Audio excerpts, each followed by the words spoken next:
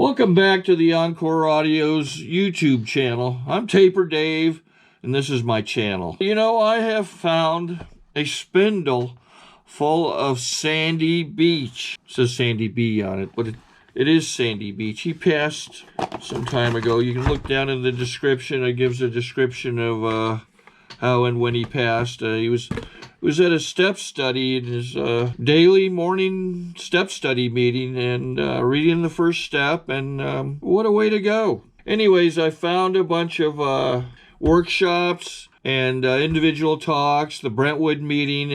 It's my full collection. I hope you enjoy this talk. Have a good day if you want to. I really hope you do. A thing on the program called the Two Maestros. And the reason that I named this session Two Maestros came from a movie that I saw made in Argentina called Tango. And tango in Argentina is like the top passion. And the best tango dancers are like our football quarterbacks. They're that famous. And so the movie was really, you know, like a Fred Astaire, Ginger Rogers thing where they just put together a lot of wonderful dancers. And in the opening scene, they're in a nightclub, and the MC is welcoming all the people there. And then there's an elder gentleman who is, I didn't know it, but he is the tango master of Argentina. And the owner of the club says, would like to ask the maestro if he will come up. And of course he came up and did a dance. And when you watch him, what makes it maestro is it looks so easy. It looks so easy. And some of us in the program live it easily. And that's what makes it so much fun to get some of these guys to share who I put in that category, so that you just go, that's just so easy to watch how. And so that's why I came up with the name for our two speakers tonight, the Two Maestros. And I'm really delighted that they agreed on, to do this. And the first one is Mike Barnes from Dallas, Texas. Yeah. Come on up, my fellow aviator.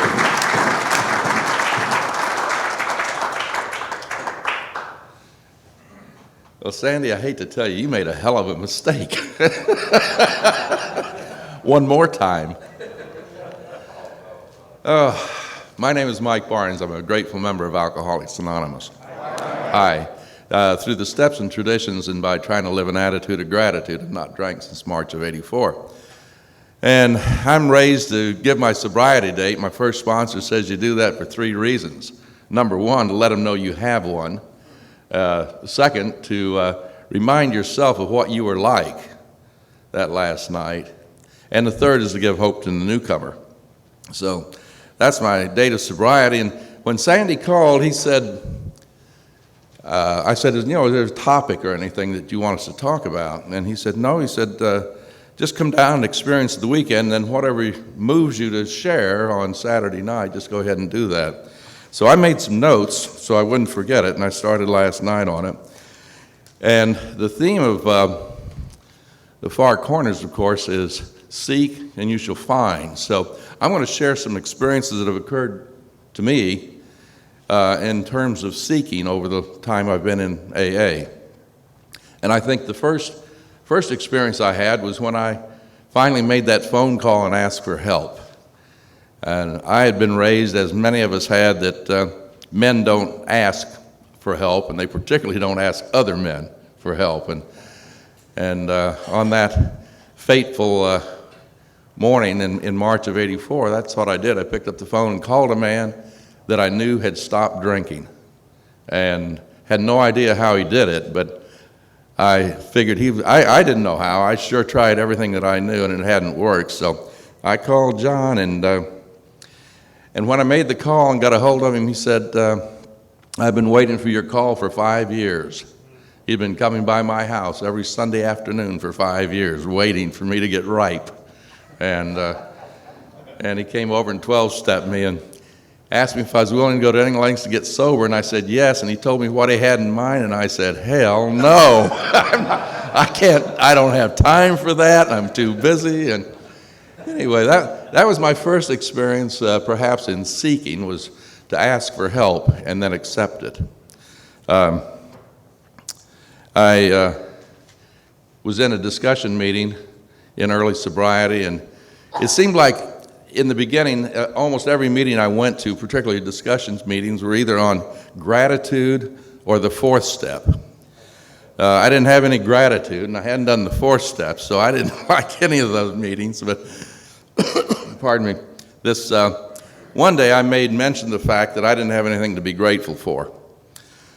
Well, you shouldn't say something like that around old timers, because zoom, they got me right after the meeting, and this one fellow said, you know, boy, they always call you boy. He said, you know, boy, as long as you're coming around here, you've got 3 things you can be grateful for. You can be grateful that you're alive, that you're sober, and that you're a member of Alcoholics Anonymous. That was 84. In 86, I met our host this weekend and another fine gentleman that he's talked about, Hal Marley. And I didn't know it at the time, but Hal was the doctor of gratitude. And if you look in Daily Reflections under February 24th, you'll see a page that I feel pretty certain that Hal wrote. And it talks about gratitude. And by gosh, it lists those very 3 things I just mentioned. Not too long after that, I met this fellow that I came down here with, Dave H. And he'd just returned from Soviet Russia, where a group of AAs had carried the message of Alcoholics Anonymous to the Soviets over there. And he shared his experience, and it just overwhelmed me. I thought, wow, what a deal, what a trip. And I went home to my wife and told her about it, and I said, I wonder how you do something like that. Now, she had been going to Al-Anon for a while, and they must give them better answers in there than we get in our rooms, because she just turned to me and she said, you ask? So I picked up the phone and called Dave, and I said, how do you do that?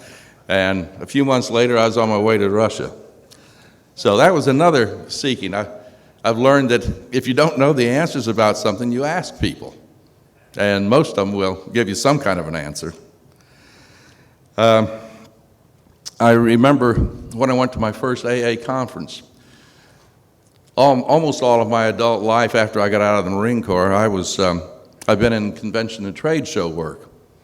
Did a lot of traveling all over the country and went to more conventions than most of you will ever think about going to. And someone, when I was about 3 or 4 months sober, mentioned an AA convention. I thought, man, that's the last thing I want to do, is go spend 3 days with a bunch of AAs. But by this time, I was starting to be a little bit open to suggestion and new ideas. So I thought, well, we'll give it a try. And it was in a nice part of Texas, so if we don't like it, why, we can always leave. So we drove down to Kerrville, went to this convention, AA convention. There must have been 250 people there that weekend. I thought, my God, that must be all of the AAs in the state of Texas. Never knew there were that many of them. That was in July, I think it was, June or July. August, I was asked if I'd like to go to the Lone Star Roundup in Dallas. And I thought, wow, it's another convention. I'll see all those 250 people that were down in Kerrville. Well, there's something like 3,500 people there that weekend. And I thought, well, that must be all of the AAs in the whole world have come into Dallas for this convention.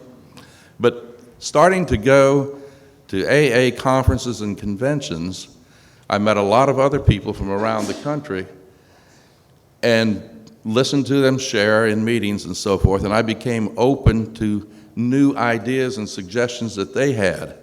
So as a result of getting out of my own home group and getting out, so to speak, I had exposure to some of the things that were going on in other parts of the country.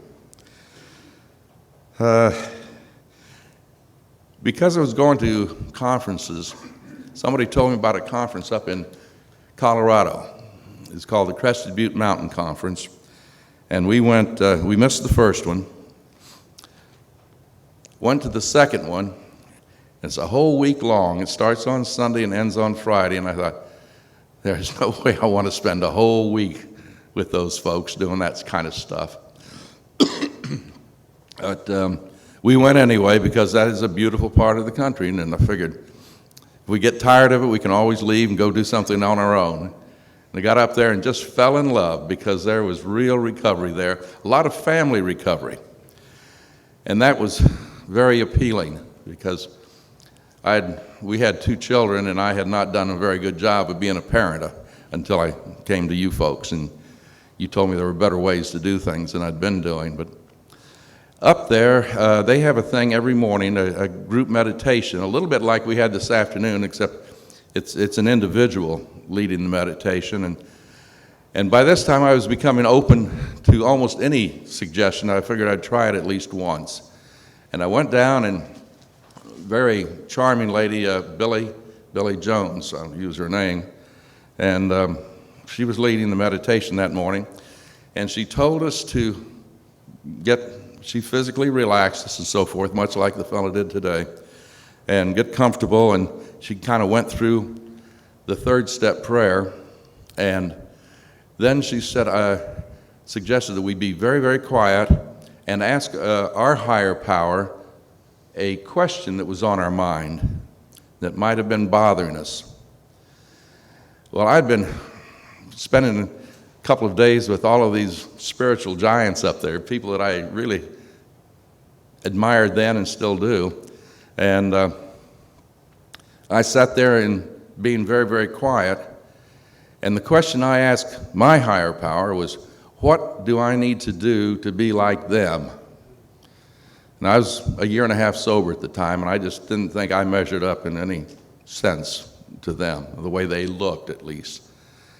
And I was really quiet, and all of a sudden I thought somebody had played a trick on me and came over and spoke right into my ear, because I heard a voice very distinctly say, "You're all right just like you are." And it still chokes me up a little bit when I remember that moment, because it made me feel good and made me feel comfortable. And I walked out of that session, and I won't say that I was a spiritual giant, but I was a lot more comfortable with being in my own skin after that.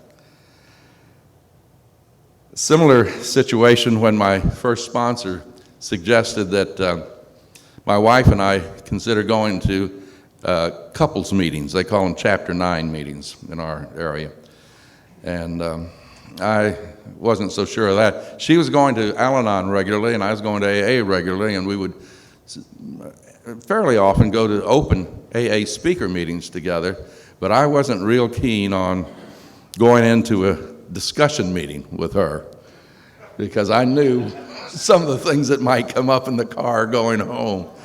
But she'd already given me some input on, she heard me share my story at the first time I did it at an AA meeting in the car going home. She said, "You know, that's really not what happened." And I had said something like, towards the end of my drinking, I started to experience blackouts. And we'd been married, when I got sober, we'd been married 25 years. And so she knew me fairly well. And in the car going home, she said, "You had blackouts ever since I met you." So I guess that's why in the literature, our literature says, as Bill sees it. In their literature, it says, as Lois remembers.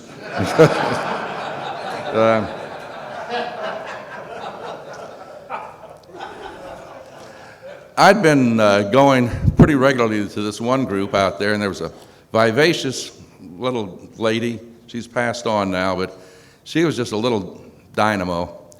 And she came up to me one day, And she just reached up and grabbed me by my ear like that and pulled me over and introduced me to this guy, said he was the secretary of the group. And the way she introduced me, she said, "This is Mike B., and he wants to be of service, but he doesn't know it yet." And Carl put me to work, gave me a job, and I'm really grateful that he did something like that, because that got me involved with the group, and it gave me a feeling of ownership. And thank goodness I've been able to find some kind of a job to do ever since. But I like feeling that feeling of ownership I get when I walk into my home group, and knowing that I'm a part of it, an integral part, I hope. About 5 years or so, I'd been going to a lot of conferences, and I felt like I'd been in a lot of step studies and so forth, and I felt fairly comfortable with my program, and sponsored some men, and had some really good experiences in healing those family relations that we had. Incidentally, I should mention 1989, both of our daughters were married by that time, and one of them had our first grandchild, a boy, and we had been inviting them to go with us to Crested Butte. And they'd been reluctant to go spend their vacation with their parents and so forth, but that summer, and I didn't really realize it until later, that really what they had in mind was getting a vacation and having built-in babysitters. But they said, "Is that invitation to Colorado still open?" And we said, "Well, yeah." So they went up with us and spent the week. And I remember my wife and I were involved in a workshop. We were co-chairing a workshop on using the traditions in your relationship. And our daughters asked if they could go over and sit in and listen. And we said, "Well, yeah, that's okay." And they sat at the back of the room. And sorry to interrupt your viewing. Taper Dave here. Just wanted to take a second to ask you to like and subscribe to my channel. Let me know if you like what you're listening. I've got some very good talks here, and this one's a great one. Just curious, do you think this is better than Zoom? Tell me what you think. And we talked about our experience with the traditions and so forth, and then there was general discussion. And when the session was over, we all went back to the house that we'd rented that year, and one of their husbands said, "Well, how was the workshop?" And our one daughter said, "Boy, Mom and Dad sure have those people fooled."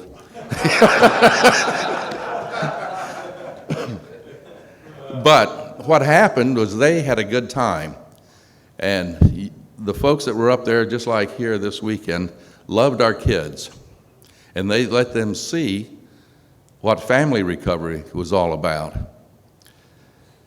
That was 1989, and this year that little grandson, who was about 4 months old then, is 18, and they're all going back again. So they've been up there every year since. And I've got to tell you that my relationship with my daughters has improved immensely over that period of time, and I attribute a great deal of it to the fact that they got to see what recovery really looks like. The final thing I want to talk about is what I started on about 3 years ago or so. I was at the Brazos Riverside Conference, and a few years ago we started doing steps down there. In addition to our regular speakers, we also did all 12 steps during the weekend. Various people sharing their experience with those, and this one fellow shared on step 11, and I really, really liked what he said about meditation. And I'd practiced meditation, but I wasn't really good on it and so forth. And so by this time, I'd become open enough to go up and ask people, "How do you do it? And do you have any suggestions?" And he did, and apparently there were other people interested, so he got a small group of us together, and he did TM. And he had a guru that up in Arkansas that he brought down and spent 3 days with us. We went to Mike's house and did it there. And it was a spiritual exercise that 15 years ago I wouldn't even attempt it. I would have scoffed at it and wouldn't have tried it at all. But I'd become to the point where I'm willing to try just about anything at least once. And we did, and it was a great experience. It was good for me. And my longtime sponsor unfortunately passed away. It's 5 years ago now, but Gene was a very spiritual man in a very practical way. And the thing that attracted me to him in the first place was I sat quietly and watched him work with newcomers. Every time I had a new person in the meeting, he was over to see them right afterwards. And we met, that particular group meets in a church downtown Dallas. And he was always in the chapel before the meeting. And he just appeared to live a very spiritual life, and that was attractive to me, and that's when I asked him to be my sponsor. And he was, and God, he was so nice until I asked him to be my sponsor. And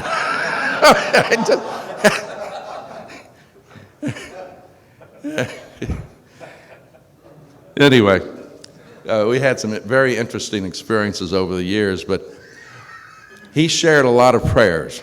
And one of the things about being willing to change, and most of you heard it about, he asked me what side of my face I started shaving on in the morning.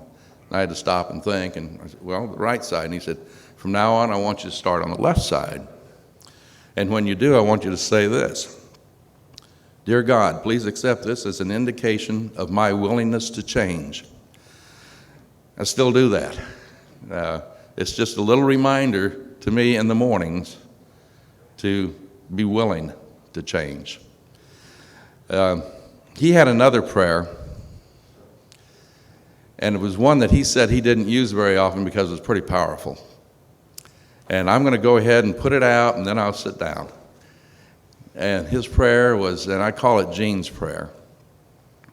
And maybe it ties in with what we've been discussing this weekend, or at least it occurred to me when Sandy's been sharing about seeking and looking for new ideas, and getting rid of ego especially.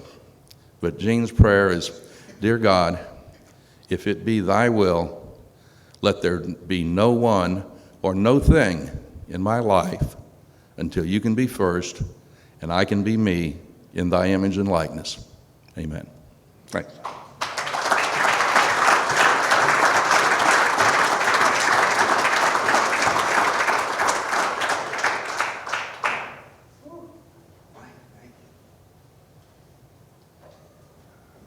Thank you so much, Mike. And our second maestro is a guy I love hanging around with, and I'm so glad that he came here. And I'd like to introduce now Lyle Prowse, Atlanta, Georgia.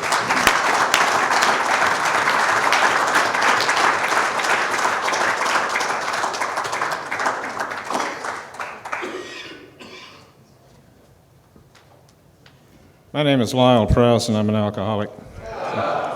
So I would much rather be sitting out there than standing up here, and I don't know how much of a maestro I actually am. Obviously, I'm not going to tell my story, so this is a little bit different for me. I don't have a great big, profound pearls of wisdom, so you can put your pens down. I'm not going to give you anything. Yeah. I don't know how this is going to go, but it'll be a God thing, and it'll go however it's supposed to. Also, a ex-Marine, I think Sandy's picking on us. A number of us in the room, I commented to somebody earlier, and I've said it before, that it's amazing that the Marine Corps is the smallest branch of service that there is and has been for years, and yet we have such an extraordinarily high representation in Alcoholics Anonymous. Not exactly sure what that says. I think I know, though. Yeah. But I had said back here in the AA meeting this afternoon, one of the things that I find that I'm struck by, personally, is how unlike anything in my other life this is about. I mean, this is completely, totally counterintuitive to my previous set of beliefs, values, my system. I mean, for me, the idea of being around a bunch of men talking about sensitive things is just not my style. I just wouldn't do that. And So I'm grateful. I'm really, really grateful. Once in a while I hear somebody say, well, I'm not grateful to be an alcoholic, but I am grateful for the program. I'm thinking, well, how the heck can you get to the program if you're not an alcoholic? So, and yet I remember when I was early on, I walked into a meeting and the speaker said, my name is John and I'm a grateful recovering alcoholic. And I thought, oh my God, this guy's really over the top and around the bend. This is, I hope I don't ever get like that. And a few years later, I really understand what they mean. When Magic Johnson gets up and says, I'm grateful for HIV, and everybody around says, how can that be? I think we know. I think we understand, that the one thing that I never wanted to be, the thing that I said I would never be, after growing up in an alcoholic home in a Native American community and watching this, I said, I will never, never, never, never be like that. And here I am. And I look at it and I go, tell me there's not a God that can give me this situation and transform it into a life that's so far beyond anything I could possibly have ever dreamt. If you had come up to me in my drinking days, and I thought I had a good life, I really did. I thought I had a good marriage, good career, was doing what I loved to do. I was flying airplanes. I had a good family, I thought, everything. If you had said to me, Lyle, we have this little thing called 12-step program. It's really going to make your life better. I would have probably put my hand on your shoulder and said, thank you very much. I know that it's probably helped you, and I'm glad it has, but I like things the way they are. And I couldn't be any happier. And I would have meant that with every fiber of my being. And what I would have missed. I come in here, and one of the things that strikes me is we sit back here, I look around, I'm going, there's some really tough SOBs in this room. We're sitting around talking about how we feel about stuff. I'm thinking, there's guys in this room that I would not have wanted to hook up with in a bar. And I'm thinking, how do we do that? How do we make that change from what we used to be and what we are today and to begin to expand and do what we did here this weekend. And I want to say thanks to Sandy for that and all the folks who helped put this thing together. I continue to learn. One of the things, there are things that I heard here that I've heard before that have a familiar ring. Ethnically, I'm a mix of several different things. Most notably Irish and Comanche, which means if you're drinking with me, it's going to get interesting. One side or the other is going to kick in, and something will happen that's going to be, I like to use the word colorful, before the evening's over. And sometimes in my talk, I tell them about the ethnic part, and I say that when I was flying, I knew where all these Irish places were all over the country. Whether I was in Boston, Chicago, Washington, D.C., I knew where these Irish places were. And I love those freedom songs, the Irish groups. I knew all of them, knew the songs by heart. And I would go there, and man, I would not leave until they closed the place down. And I had all the albums at home, the drinking songs, the rebel songs, freedom songs, all that stuff. I said, then I'd be in some part of the country where that wasn't available. And the other side would kick in. I think I'll just go have a few drinks and go kill some white people. And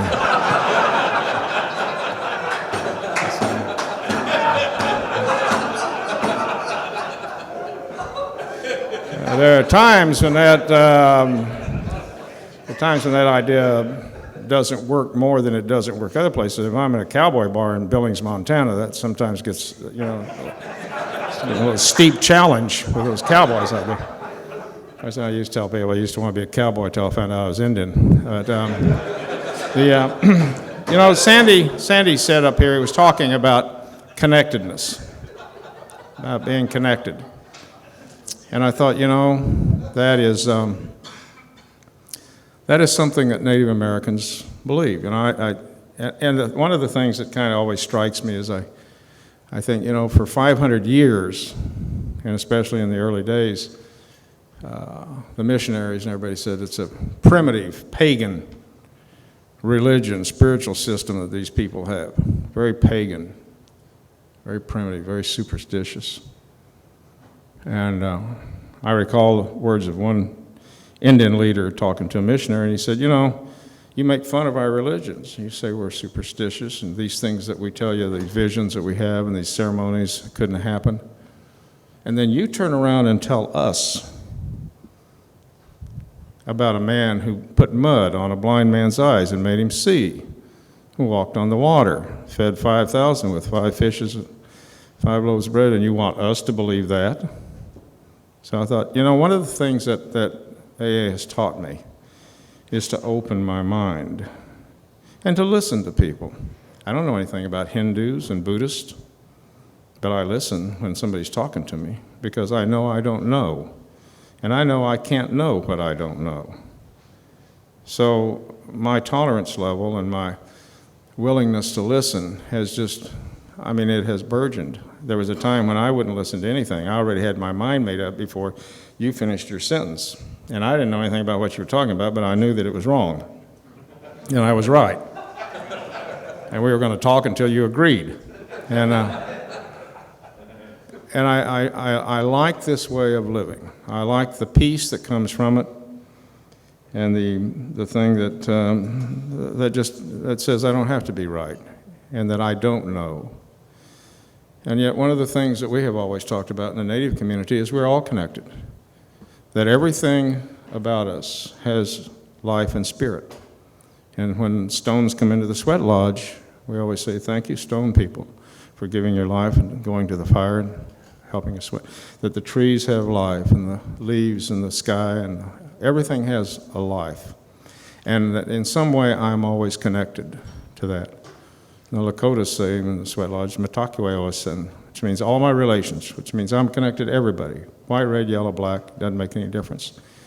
So it's it's something that is now, people are talking about it. We're talking about it this weekend. I'm going, that's an old 500-year-old idea. Or it goes back farther than that, actually. So it's nice to hear that and to, one of the things, I'm an avid hunter, and I spend a lot of time in the woods alone. And I hear people talk about the wind through the pines, and, I get to experience that all the time. Those are my other moments. That's God's other church for me. And in this sobriety journey, I don't find that anything is exclusive of something else. Not for me. I hear AA people pound on organized religion. I don't like organized religion. I don't go to church looking for AA, and I don't go to AA looking for church, and I don't look for either one of them in a sweat lodge. And yet all of them mesh. There's a harmony to everything that I see. I see no clash, no conflict. Everything aids and abets my recovery. And if I'm willing to listen and to participate, my life gets better. I will never be a spiritual giant. I'll just keep plodding along doing the same old simple things that I can. But I'm grateful that something happened that had to force me out of that entrenched lifestyle that I had, where I had to live that facade, and that's pretty much gone. Oh, there was a story I was going to mention that I don't know exactly what we've talked about here this weekend. If I was going to label it, I don't know if it's enlightenment. I don't know if it's expanding our minds. I don't know if it's strictly spirituality or whatever. But there's an old Native American story that talks about 3 spirits, and one of them was the main spirit. And he said, I have this gift that I want to give the human beings. And he said, and it's whatever it is we talked about, whether it's enlightenment, love, wisdom, tolerance, all of these things, these really wonderful qualities. But he said the human beings are not ready for it yet, so I need to find a place to hide it until they're ready. So the other spirit says, we'll put it at the bottom of the ocean, the deepest part of the ocean. They won't get to it there. And he said, no, they're enterprising. They'll get there sooner or later, they'll find it. So the other spirit says, well, let's put it up on the top of the highest mountain. They can't climb that high. They won't get up there. He said, eventually they will find it. They'll get there and find it. He said, I know where I'll put it. I'll put it in a place where they will never find it because they will never look. I'll put it inside of them. And that's what we're talking about today and this weekend, is looking inside of us to find what's already there. And so I think it's been very appropriate.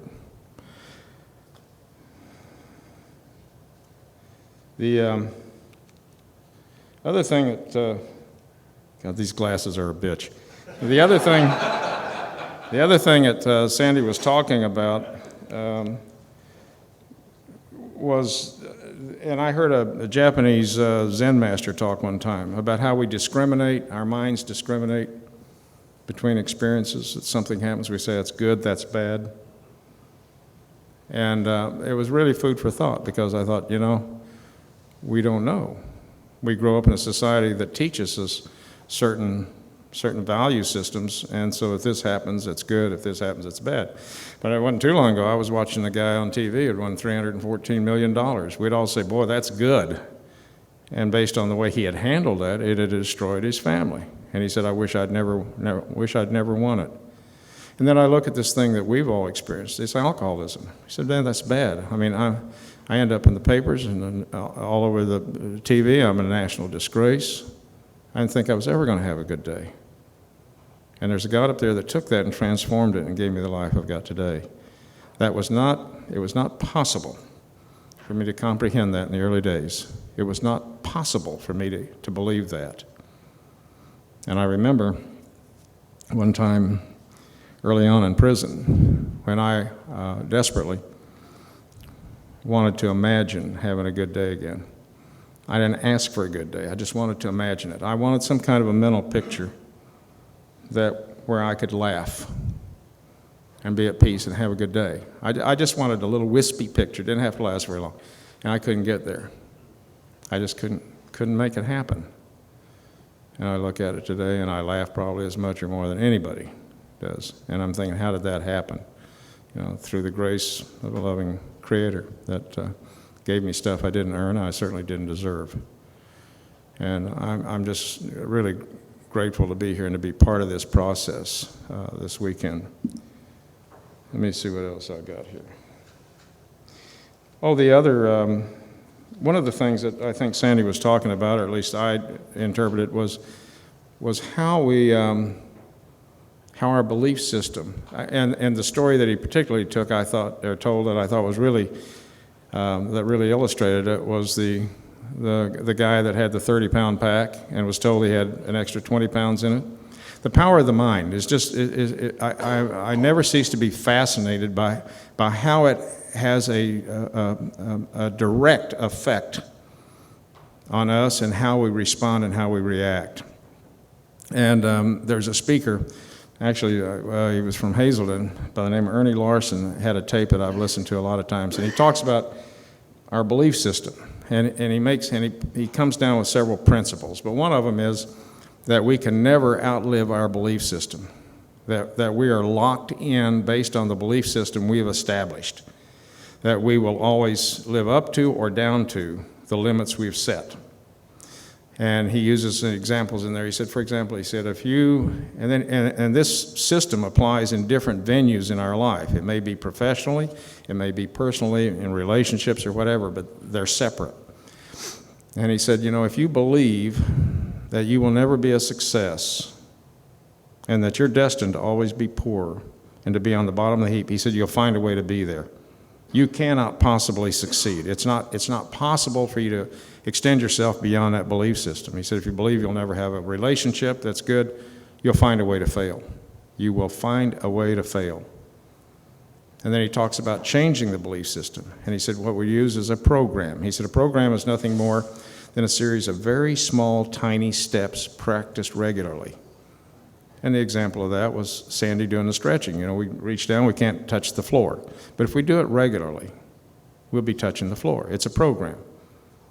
And I think that's what we're given when we come in here. And that's why I'm so grateful to have this. I certainly didn't choose this voluntarily. When I ended up in treatment, after what I considered a pretty successful life, with a lot of accomplishments I was very proud of, and they were all stripped away, I seized this because it was the only thing available. And I look at that as an act of love that God bestowed upon me. And I was suicidal, actually, and almost just damn near did it. And I look back on that, I remember the horror and the fear and the pain of all of that. And I said later, as with most things, which took time, I said, that had to be the greatest act of love that God could have bestowed upon me, was to take me to the razor's edge of suicide, completely devoid of all hope, ready to die. Because I think he knew, I'm sure he knew, that if he left me a quarter of an ounce of anything to hang on to, I would never get sober, because I would take it and I would fight my way out. I would never give up. So he took it away. And I've looked at all of these paradoxes, all of the things that happened that were horrific at the time they were happening, and I thought they were so bad. And yet each one of them has transformed itself into the greatest blessing in many areas. Newspapers had it and TV had it that I was an alcoholic. So when somebody comes to me and goes, I'm really worried about my anonymity, I have a little problem with that. I go, I can spell it and pronounce it, I have no clue what it is. And yet, I've had people come up. I remember a guy came up to me in a hardware store. And he said, could I talk to you? And the minute I looked at him and smelled him, I knew what he wanted to talk about. I said, yeah, let's go outside. Had another guy come out of a simulator. Say, can I talk with you for a minute? And I look at that and I think, you know what? Those were opportunities I had because I had no anonymity. If I had been able to keep it the way I wanted it, neither one of those opportunities would have presented themselves. So every bad thing that happened to me along the way that I thought was bad transformed itself into something good. And that's what I'm hearing here this weekend, is don't limit myself. Don't label these things and box myself in. Wait and see. Wait and see. And I believe the promises, that they will always materialize for us, sometimes quickly, sometimes slowly.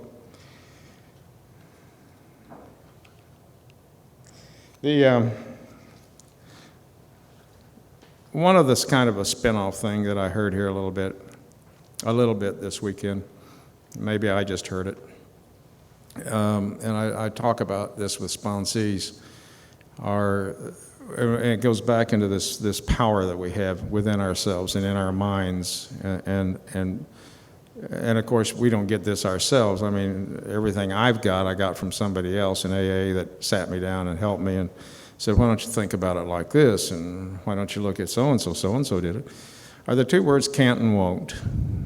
When I have a sponsee tell me I can't do that, I jump on that. I go, no, look, can't is a cop-out word because it implies impossibility. And all of us in this society know, of course, if it's impossible, then it's acceptable. Well, if you can't do it, you can't do it, and we'll just kind of shrug it off and turn to something else. But if somebody else ahead of you on this path can do it, then you can't use that word. And I'll tell them, if you want to get honest with me and use the word won't, I said, oh, I can handle that. Don't tell me you can't do it. Just tell me you won't do it. No, Lyle, I won't do that. But don't cop out and tell me you can't. And, I'm so grateful that I've got people here that can mentor me and help me, because I get in my funks. I'm not always on the upside. I have some bad days. I don't have any bad days. I have some that aren't as good as others. I've had my bad days. As a matter of fact, when I was back at Northwest, after the president of the airline put me back to work, I'd walk in there, and people would say, how you doing? I go, great, I'm doing great. This guy stopped me one day, and he says, Jesus Christ, he said, don't you ever have any bad days? I said, not anymore. I said, I've had a few, but I don't have any more now. So I'm grateful to be here. I'm grateful for each of you guys. I've listened and heard a lot of good things. I don't see anything here that I just scribbled down real quick. Like, I'm not used to having to refer to notes when I talk. I happen to know my story, but this kind of came. This kind of came as a. I'm going to change it a little bit. I've told it so much. When I get to the prison part, I'm going to move that, and I'm going to be on death row next time. Dress it up a little bit here. Yeah. At any rate, I'm grateful to be here. I'm grateful for each one of you. Thank you for a wonderful weekend. Thanks for making my life a little bit better as a result of it. Thank you.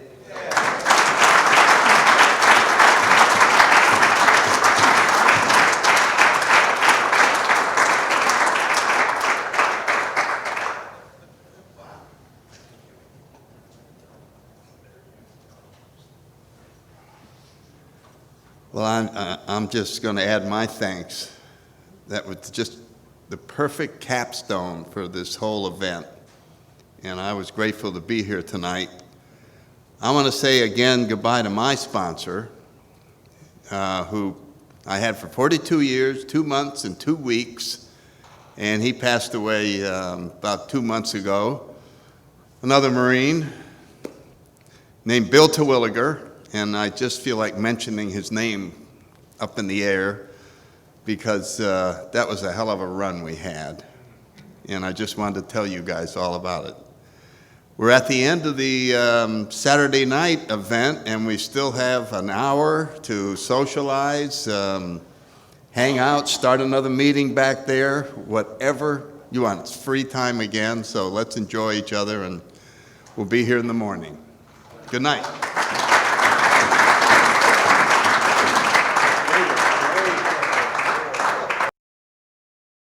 I think we got a great talk going on here. Thanks for watching the channel. Taper Dave here. Just curious, do you think this is better than Zoom? Okay, this is how I prepare my drone for launching. I like to do it inside the cab of my truck so I'm not standing outside in the weather. To install the joysticks for control, up and down, right and left, powered on. I have an Android phone that I use to connect it to the drone with. And it's actually controlled through the iPhone, through an app. Oops, wrong way. It's actually controlled through the iPhone, or through this Android phone, through the app. It's actually controlled through the Android phone, through an app, and you connect it through this short connection right here.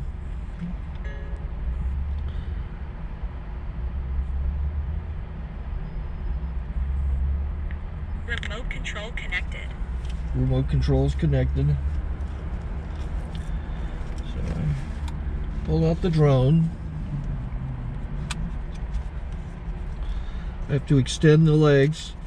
Long legs extended first, then the short legs. Remove the gimbal protector. Set that aside, then power it on one short burst, then one long burst. I lay it down. So I have to go to calibrate. So the drone's not connected yet. It shows you here as this drone gets disconnected, even though the remote's powered on. So the drone has to establish it's connected.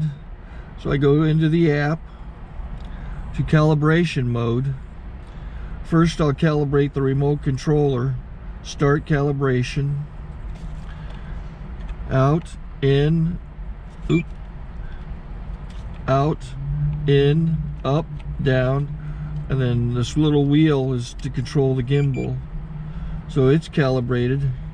Go to gimbal calibration, start calibration, and then it calibrates the gimbal. I don't know if that shows up. The gimbal's moving all over the place. Changes, you can see it on the video. And I'm calibrated to take off. It's acquired 7 satellites at the moment. There are 26 satellites up in the sky, which it has to acquire before you can take off. So it's connected. It's got enough satellites. This is white.